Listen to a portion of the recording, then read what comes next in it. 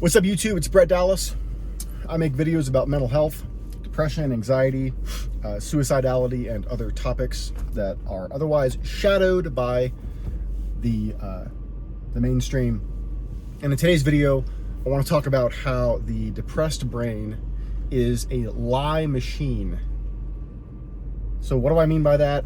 The depressed brain is a lie machine. Well, it's what it sounds like. If you are living with a brain that is depressed, or if you have major depressive disorder, or just garden variety depression, your brain is feeding you lies every minute of every day. And those lies are mostly about yourself. They can be about other people, but generally the depressed brain is fantastic. It is a master of serving up a narrative about yourself that is false, that is self-defeating, that is flatly untrue. So I want to expound on this, but before I do, I want you to know that if you are in a place where you're struggling and you do not see a way out, and the walls are closing in around you, and you are in crisis and you need help, please know that there are resources to help you. Please call 1-800-273-TALK. That's 1-800-273-TALK. And in most parts of the United States, you can dial 988 and talk for free, anonymously, with a crisis counselor. So after having lived with depression for about 30 years of my life, let that sink in for a minute, because it's true. 30 years I've been living with this. 30. And finally really understanding that the best way to deal with the lies that the brain spins is to firstly understand the lens through which you're getting these. And that is a broken machine that only knows how to tell you the darkest, most negative, and most subtractive features about yourself, possibilities, potential outcomes. So I'm gonna give you a couple examples of this, right? So let's say that you are considering doing something that's gonna require some commitment. Let's say that you're considering entering the dating pool again, or maybe you're going back to school, or maybe you're going to start applying for jobs. And whatever this thing is, you're going to have to commit. You're going to have to put in some real effort, because in order to achieve the outcome you're after, it's going to take some work, right? Which means that you're going to put yourself at risk for failure. Anything that you try to do, there could be a risk of failure. Now, the depressed brain, if you have depression, what's invariably going to happen, if it doesn't happen immediately, it's going to happen eventually, is you're going to be told by your brain that you're going to fail. And any setback that you experience on your journey is going to be the aha moment that your depressed brain needs to convince you that you're not going to do this, you can't do this, you're not going to be successful, you're a loser, you're destined to failure, and you should just give up now. If you're depressed, what I just described should sound very familiar. It should sound painfully familiar. Your brain is a master at convincing you that you're not worth putting in any kind of effort for an outcome that you know that you deserve or you want for yourself, right? You've got to understand that. And this, like I said a minute ago, this is mostly about you. Like the depressed brain will lie about your abilities, your capabilities, what you can and can't do.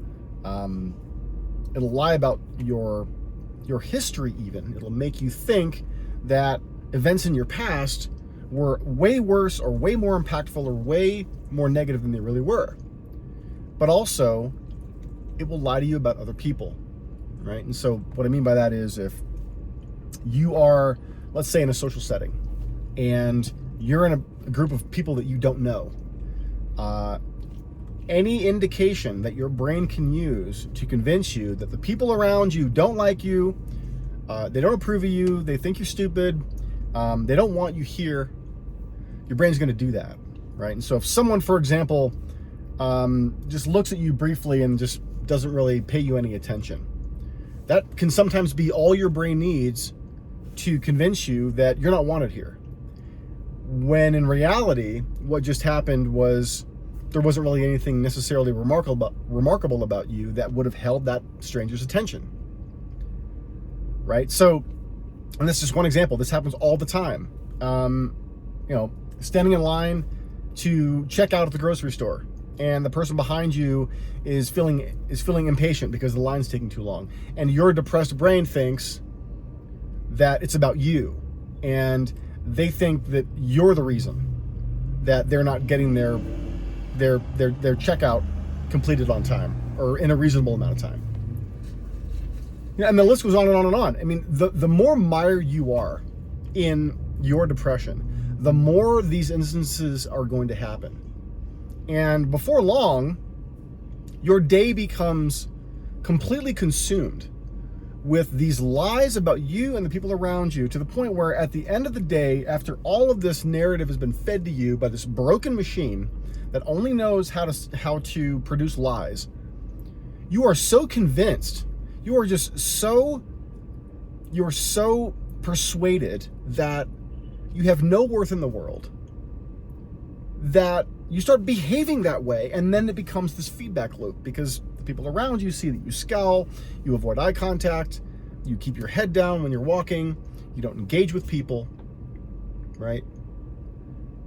And so it becomes this feedback loop, and so it reinforces that original lie that your brain was telling you about how unwanted or worthless or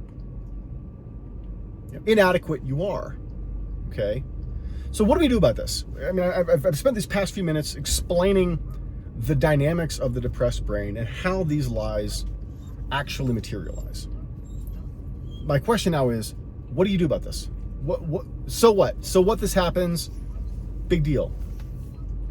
Well, number one is to observe this in action as it's happening. Okay, so what do I mean by that? So let's take the example of the being in the supermarket. You're in the checkout line, and the person behind you is either fidgeting or like tapping their feet, and they're kind of looking at you because you're in their frame of view, and so you think that this person's got a problem with you because, here again, your brain is telling you that you're the issue. You're the reason why this person behind you is feeling uncomfortable or anxious or impatient. So what do we do about that?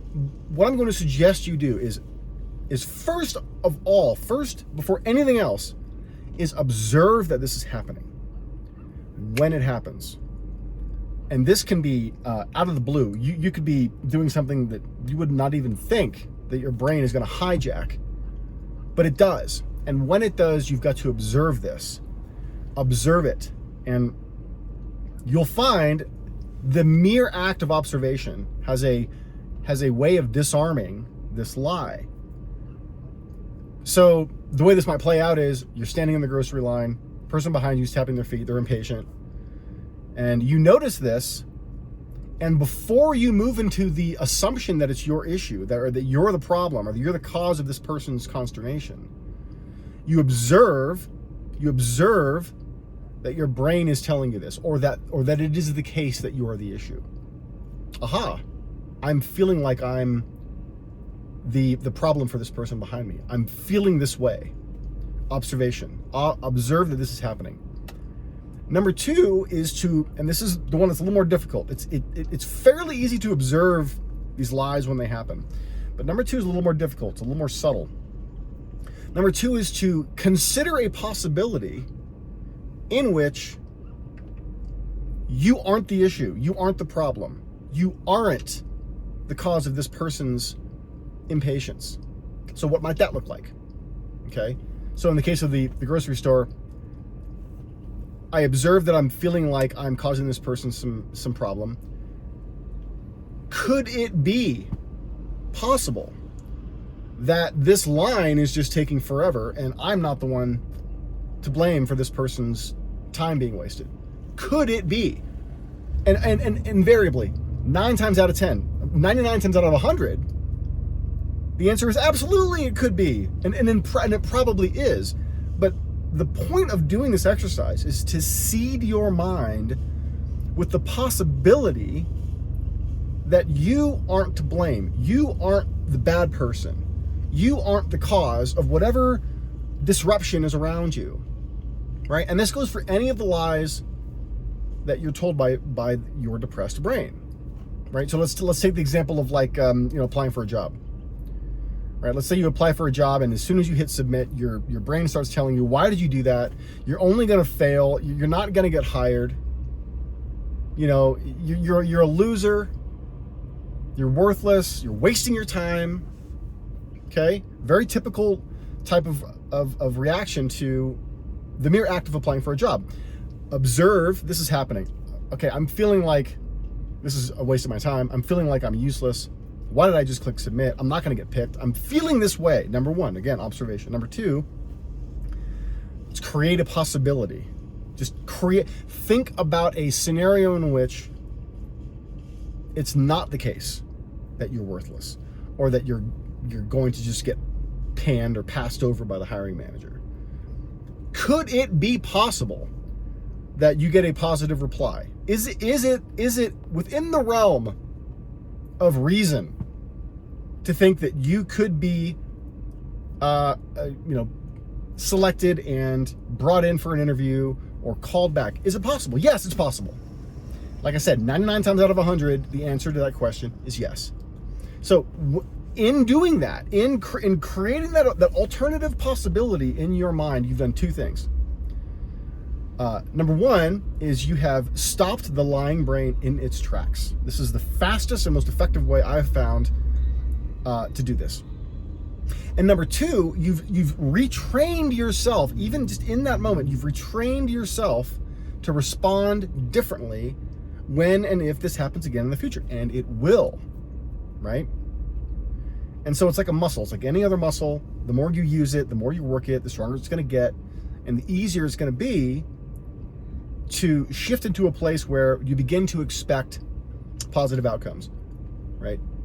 And things are going to, they will start happening for you, and things, there will be more positivity in your life as you begin to expect positive outcomes. And that's not, listen, I know that's not easy for people with depression.